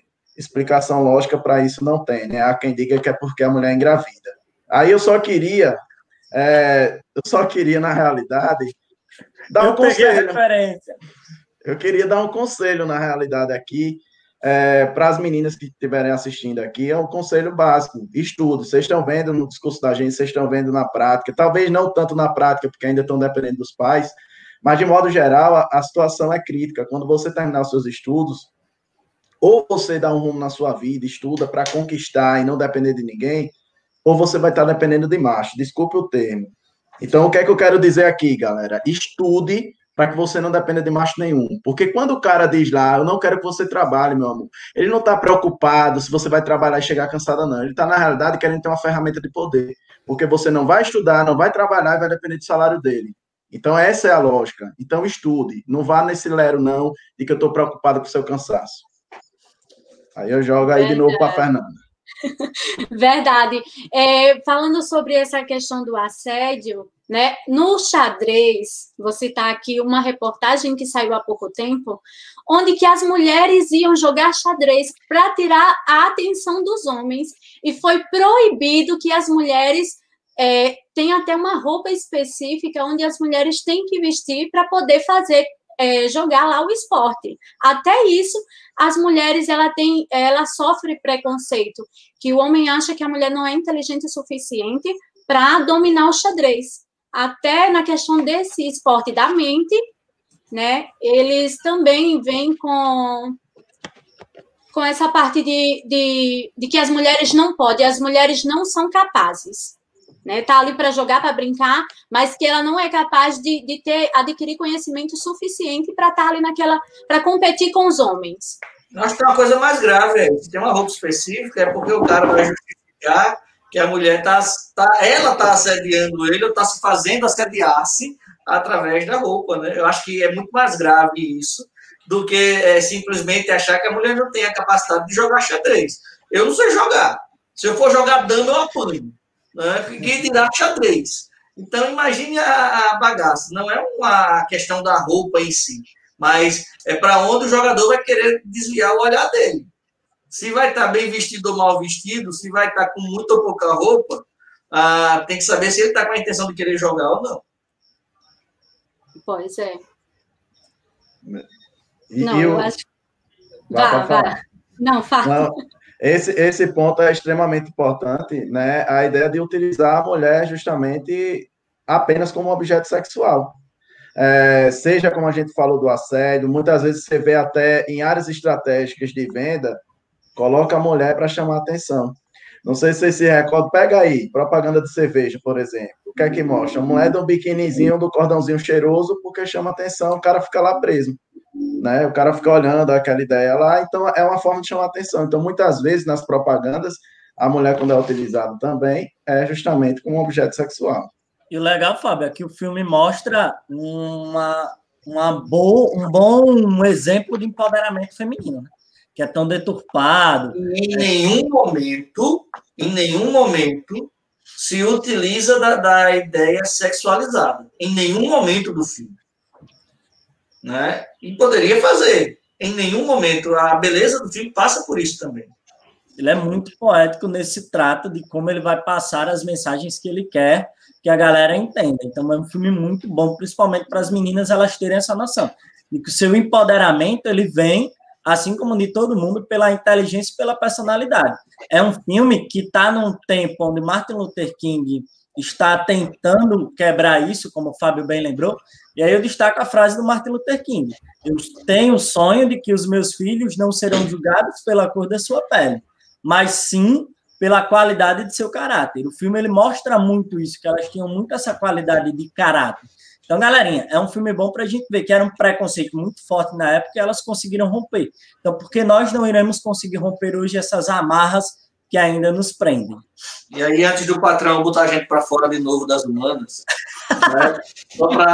Só para encerrar aqui a minha participação, tem duas cenas em que o pessoal está fazendo um protesto, acho que na porta da delegacia ou da prefeitura, alguma coisa pedindo direitos iguais, e num outro momento, um ônibus que foi atacado e o rapaz explicando que havia sido espancado. Na mesma aula que eu falei sobre realidades e você aceitar a realidade, conviver com essa realidade, com essas características, né, eu dizia para os meninos o seguinte: você tem que conhecer a sua história, você tem que aceitar a sua história, você tem que provar as dores da sua história, mas você não pode negar que você deu em momento nenhum. No filme, quando o pessoal está fazendo protesto que a polícia chega, a mãe, a Dorothy, ela vai lá e tira os filhos: não olhem, sigam em frente. Na hora que está sendo passado na televisão que o rapaz tinha sido espancado, uma das meninas diz: não deixa eles verem. E o pai vai lá e diz: eles precisam ver.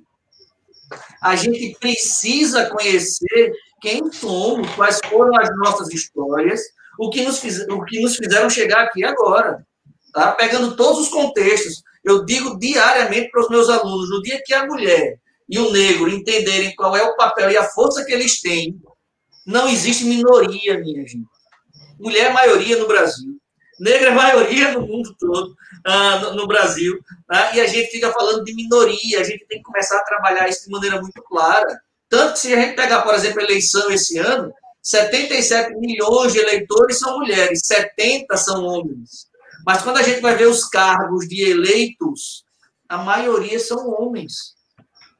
E as mulheres são usadas como candidatas laranjas. Pensem nisso, minha gente. Botem isso no cabeção para funcionar. Vocês são maioria. Vocês detêm o poder nas mãos. Agora, Deus dá uma escolha de vocês. E, Geraldo, mesmo se fosse minoria, a gente tem mulheres aqui no Brasil que eram minoria e conseguiram vencer, como Zilda Arnes, como Irmã Dulce. Então, mesmo sendo minoria, se conscientiza de seu poder. Mas vou deixar o João falar antes que ele censure a gente de novo de Canta Aqui. Pessoal, vou trazer uma imagem aqui, deixa eu só, acho que vai nos ajudar aqui, deixa eu só nos colocar aqui todos. Ô, João, enquanto você coloca, deixa eu fazer o meu adendo, enquanto você coloca a imagem. Claro, fica à vontade. Sobre impressão 3D que tu falou aí, inclusive já tem ideias aí, já tem desenvolvimento de impressoras 3D para imprimir órgãos humanos, tá? Então, já é uma realidade, possa ser aí que no futuro, daqui a alguns anos, a gente não precise mais que alguém morra para conseguir um transplante, né? Você pode acabar criando órgãos humanos através de células-troncos. E uma curiosidade sobre o filme, o título dele em inglês é Hidden Figures, tá? Que significa, na tradução literal, figuras ocultas, né? Justamente porque essas pessoas não estavam na mídia até esse filme sair.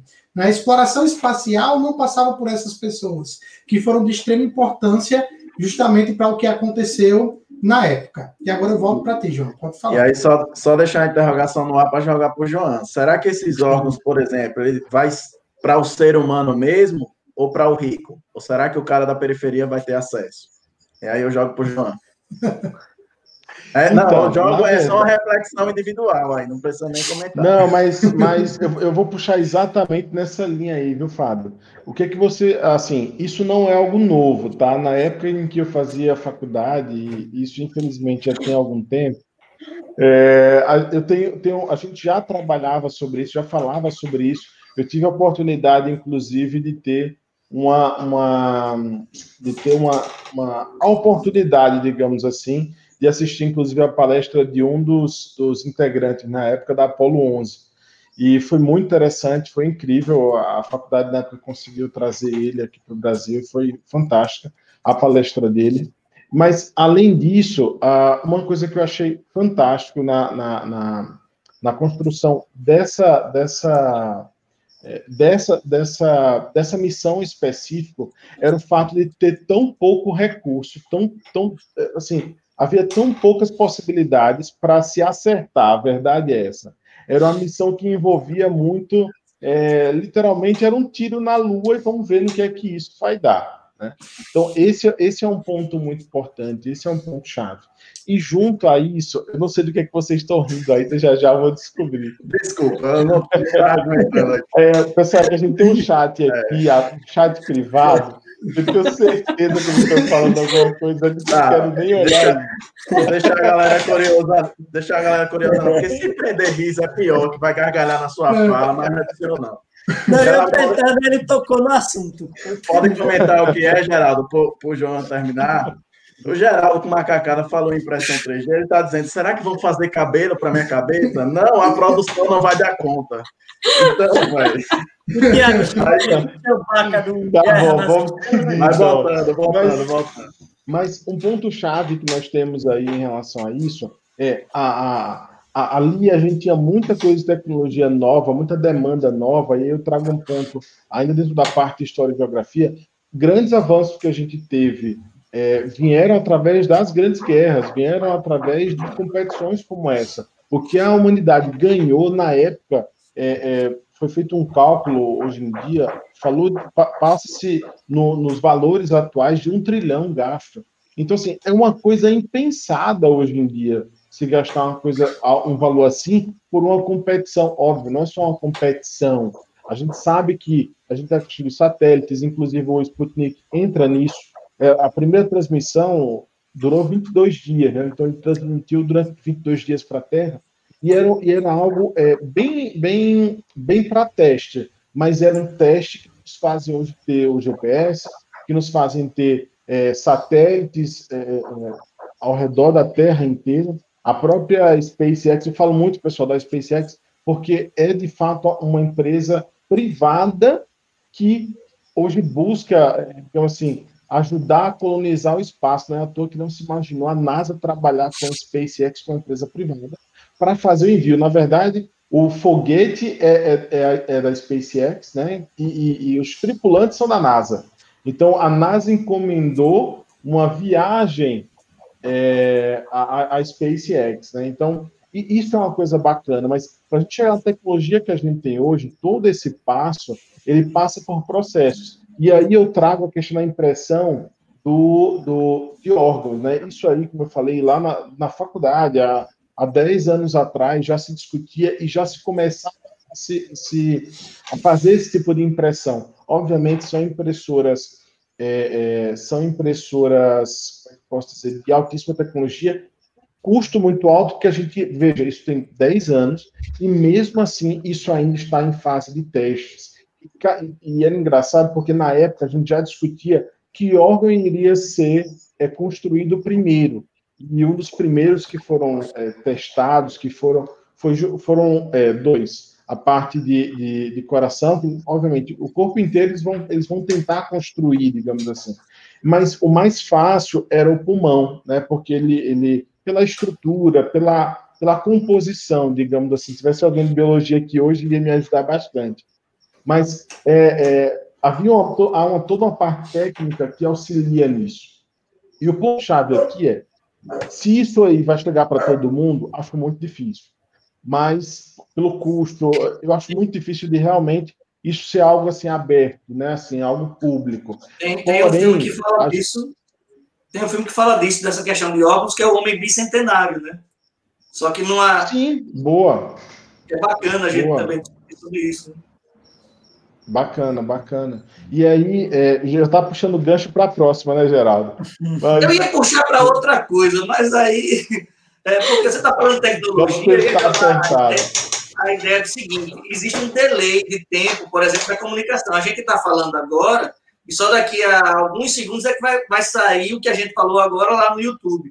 E eu recordei que quando os astronautas chegaram na Lua, eles foram conversar com o presidente e a conversa era na hora, simultâneo, e de lá para cá não se resolveu esse problema. É por isso que muita gente diz, por exemplo, que essa ida do homem à Lua é fantasiosa por conta desse delay, por exemplo. Mas é um gancho que pode jogar depois para o pessoal da física explicar qual é a diferença que foi usada lá para o que é usado hoje em dia. Né?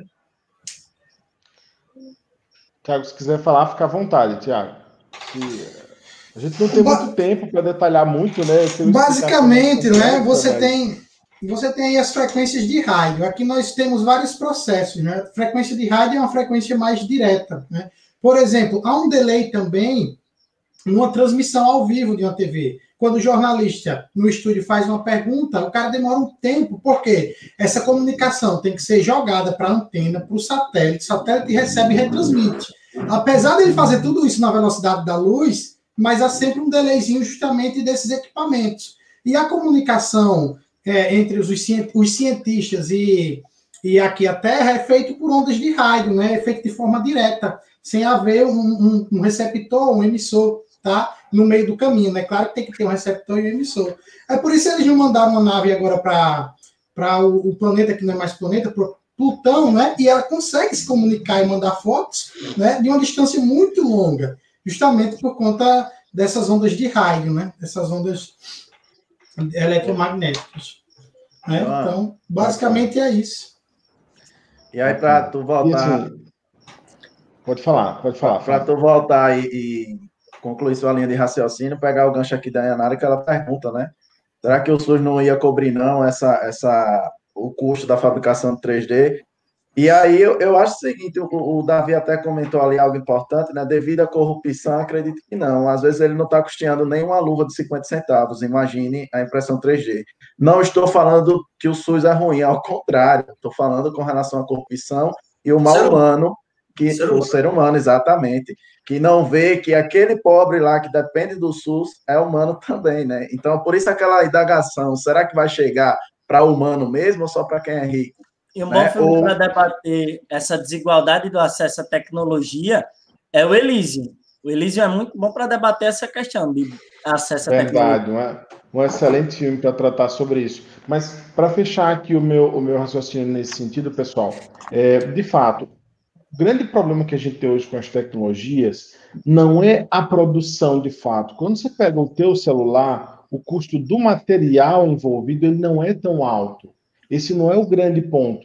mas é o custo de pesquisa, de desenvolvimento, de manter a tecnologia em evolução.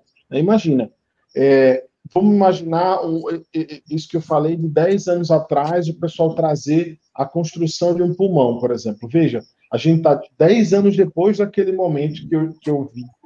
Então, a construção daqui já tinha pelo menos mais 5, e hoje isso não chegou para ninguém ainda. Então, imagina, 15 anos de desenvolvimento. Isso tudo tem um custo. Isso, aí a gente tem aquele outro lado. Isso vai ser diluído quando essa tecnologia estiver à disposição. Tudo isso que é gasto, que trata-se como investimento, é um investimento a longuíssimo prazo. A gente sempre pensa que investimento, como nas empresas, eu invisto hoje e, assim, um grande investidor geralmente ele pensa, eu invisto hoje para tentar trazer o meu dinheiro de volta, né? O meu ROI, depois de 2 anos, o meu retorno sobre o meu investimento. Para mim equilibrar a conta e a partir dali eu passo a ter um ganho. Quando a gente fala de tecnologias como essa, a gente está falando de 10, 20, 15, 30 anos de pesquisa para isso gerar um resultado. Mas, graças a Deus, nós temos empresas e pessoas que sabem da importância que isso vai ter no futuro, né? Então, obviamente, vai chegar para todo mundo? Sinceramente, no primeiro momento, não acredite. Se vocês observarem a própria criação do celular, dos primeiros telefones, né, o primeiro telefone que a gente teve sem fio, para 2010, que é quando realmente começou a ter um boom melhor, foram 20 anos. Quer dizer, um celular, um aparelho telefônico, que hoje para a gente é natural, mas naquela época, veja, foram 20 anos aí que a gente teve para que isso realmente chegasse ao público, né, digamos assim. E aí a gente entra nesse tipo de tecnologia. Tem muita coisa envolvida, tá? Então, a gente tem um longo caminho aí, eu acredito que a gente só deve ver algo assim de fato acontecer em mais 5 a 10 anos, porque a tecnologia está acelerando muito. E hoje, um dos nossos grandes limitadores, por incrível que pareça, é cálculo. Os computadores atuais não são tão avançados para fazer certos cálculos. Isso na física, na matemática, na biologia, que é muito complexa. Muitos cálculos que a gente tem a nível cósmico, digamos assim, a gente não consegue ter hoje tecnologia para fazer esse tipo de cálculo, né? Imagina muitas teorias de Einstein estão sendo comprovadas agora, né? A teoria da relatividade foi recentemente. Então, só agora pôde se comprovar através de sondas, de vários equipamentos para se chegar a essa conclusão.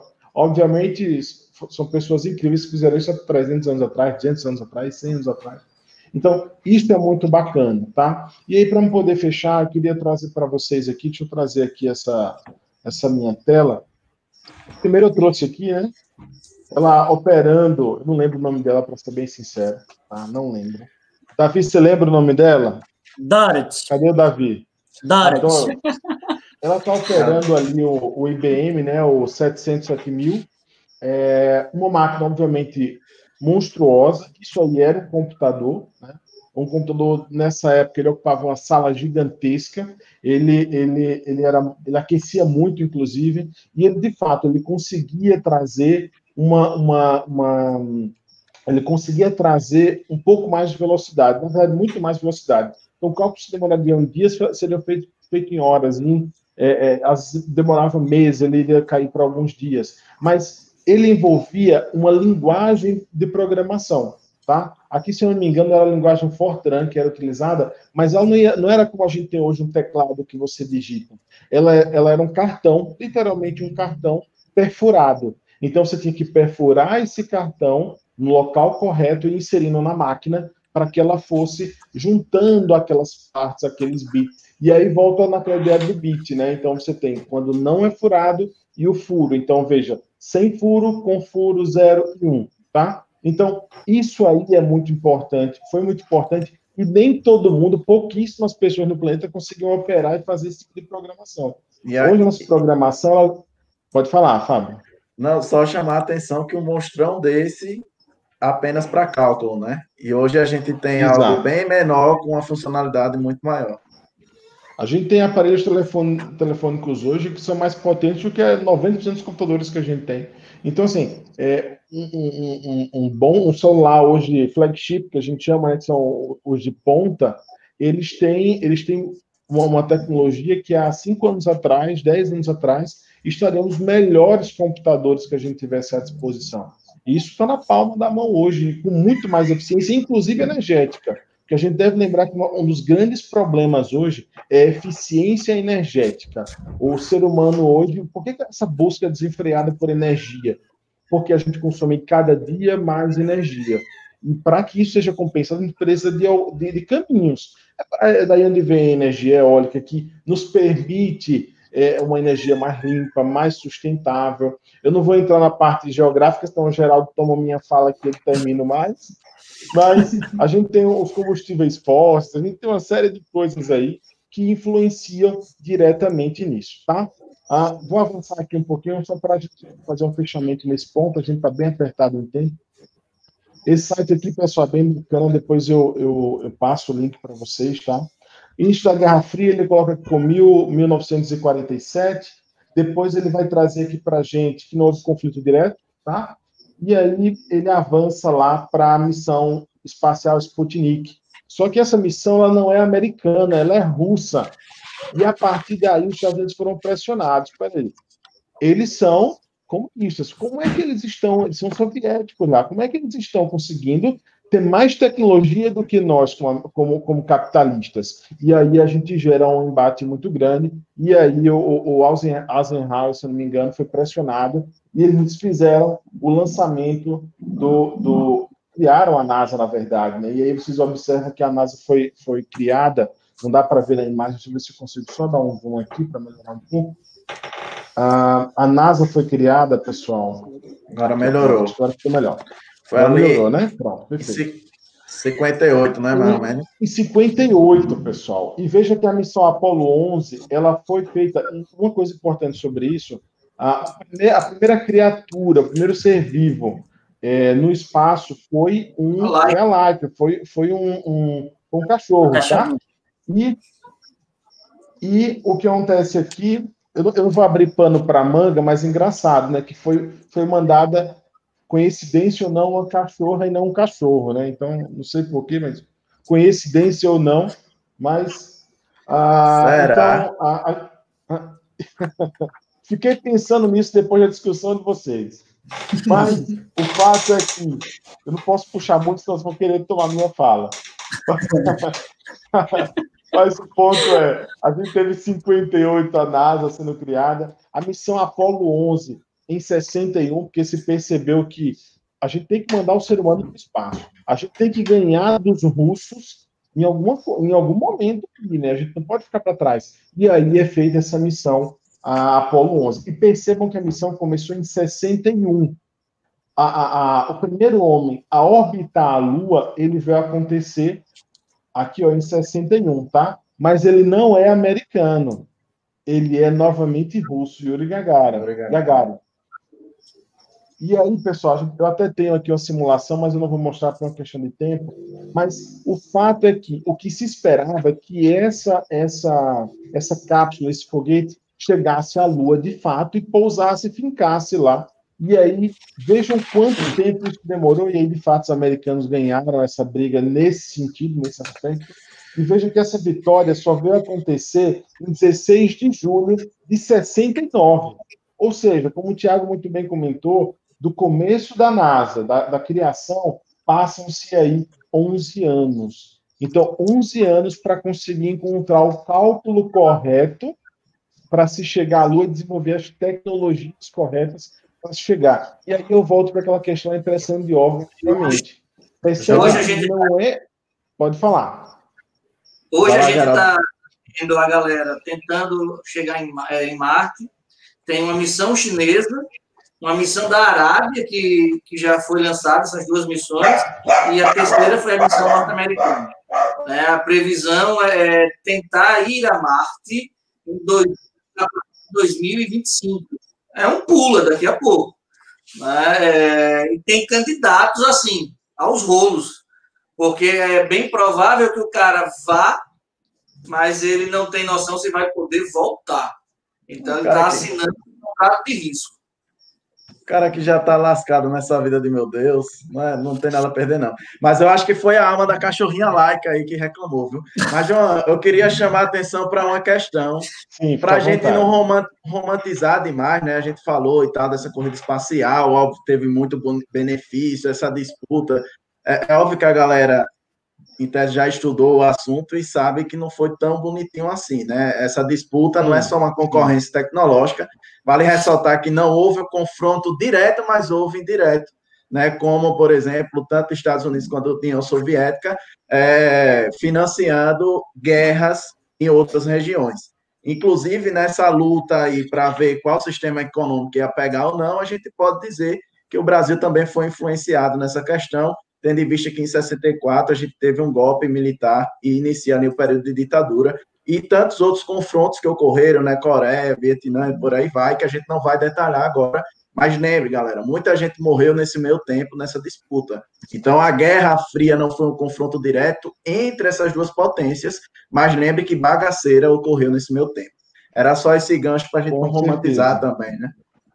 Sim, com certeza. Pessoal, eu deixei passando essas imagens aí. Essas são imagens de um simulador, tá? Um simulador virtual, 3D, que temos o prazer de ter aqui na escola. E aí eu vou explorar ele um segundinho aqui antes de a gente fechar. Mas ele mostra justamente esse pouso na Lua, todo esse processo. Uma coisa que ele já finalizou, mas vocês vão perceber que aqui, ó, ele traz justamente, vou só dar um play novamente aqui nesse trecho, onde ele mostra, ó, todo o cálculo, toda a movimentação acontecendo em volta da Terra e depois em volta da Lua, para aí sim ele poder pousar, tá? Eu vou parar essa parte aqui, porque o vídeo já foi finalizado, mas isso aqui é muito importante, tá, pessoal? Tudo isso envolve cálculo. Tudo isso envolve cálculo. Não é possível se fazer o que foi feito aqui, um cálculo gigantesco de um dia para a noite. Tá? É como se você está aqui e buscar um caminho exato, buscar a angulação exata, buscar a velocidade exata, o momento exato e o ponto na Terra exato para poder fazer esse lançamento. Então, de fato, esses 11 anos não entendam como um tempo longo, pelo contrário, é um tempo muito curto, tá? Eu acho que em relação a isso aqui, vou tirar aqui essa minha imagem, deixa eu só ver se eu consigo trazer aqui, para vocês acreditam que não, a conexão não está ajudando tanto, mas eu queria mostrar muito esse trecho aqui, conseguir fechar ele, tá? Pessoal, se a gente fosse falar aqui, a gente tem inúmeras coisas aí a falar, eu não vou me estender muito, a gente já passou muito do tempo, nossa maior live até agora ligada a esse debate, tá? Mas o que eu queria fechar aqui era o seguinte, eu sei, e aí eu vou trazer só um ponto importante sobre a questão, a gente tá em um momento de pandemia, embora a gente tenha uma série de problemas, ele acelerou muita coisa, a gente só iria ver esse tipo de trabalho que a gente está fazendo agora, esse tipo de conversa, né, digital, provavelmente daqui a uns 5 ou 10 anos, facilmente, que isso iria entrar na cultura de todo mundo. E hoje em dia isso acontece de fato, porque a cultura mudou, tá? E ela acelerou muito rápido. Tanto é que a gente tem hoje muitas empresas fechando, porque não conseguiram se adaptar a esse momento tão duro, tá? Esse momento tão complicado que a gente está vivendo, na verdade, nesse momento. E aí o pessoal comenta muito sobre a questão da vacina. A vacina demora tanto. Pessoal, 1 ano para a vacina é um tempo impensado há alguns anos atrás. Eu poderia dizer, há 1 ano atrás, ninguém imaginaria ter que lançar uma vacina em 1 ano, por exemplo. Né? Então, dentro de 6 meses aí, a gente começou a ter os primeiros... Já libera, rapidão. Acho que tem todo um processo aí que deve ser seguido, que a gente tem que lembrar de uma coisa, embora a vacina esteja ali, tá? Ela já está desenvolvida, hoje o que se testa é justamente os efeitos colaterais ligados a ela. Qual a efetividade dela? Ela vai se comportar nas 7 bilhões de pessoas que nós temos hoje no mundo da mesma forma? Então, esses estudos eles são fundamentais para garantir a segurança. Inclusive, que ela não possa piorar a situação no lugar de ajudar. Fica à vontade, Fábio. É extremamente importante tu estar falando, e a gente faz link com a fala do Geraldo, quando ele disse que nesse momento de pandemia, a parte tecnológica, ou ao menos a gente lidar com a parte tecnológica, ela avançou no tempo recorde. O que era em tese para a gente fazer tipo 10 anos, em alguns meses a gente teve que fazer isso. A mesma coisa é a questão da vacina. Você está falando de 1 ano, cara, normalmente é no mínimo 3 anos. 3 anos, porque você precisa entender como funciona o vírus, tem todo um processo de teste descartando categorias, né? Pessoas que vão usar, pessoas que não vão, quem é de faixa de risco, quem não é. Então, não é do dia para a noite. 1 ano é, de fato, recorde. Então, assim como até a gente da educação aqui teve que se adaptar rapidão, imagina os cientistas, a loucura que não estão vivendo e o quanto eles tiveram que se adaptar também a esse novo momento. Fábio, a vacina mais rápida que já foi desenvolvida, né, a do Ebola, recentemente, durou 5 anos.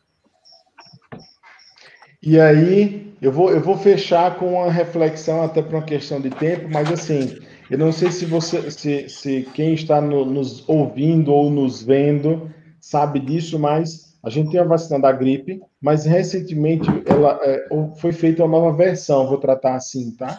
E ela não foi desenvolvida por humanos, ela foi desenvolvida por uma inteligência artificial.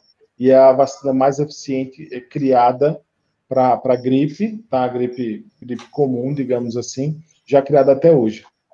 E isso aí nos dá pano para manga para falar sobre inteligência artificial. Obviamente, nós não iremos tratar agora, né?